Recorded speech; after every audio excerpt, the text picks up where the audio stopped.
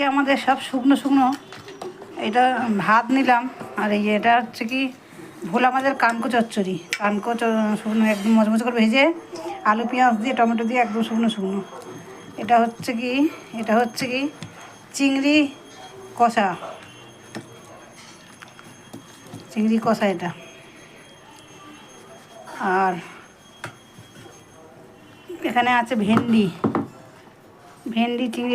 এটা হচ্ছে কি পরশু দিন রান্না করেছিলাম, এটা ফ্রিজ থেকে বের করেছি, খাইনি, আজকে বের করেছি।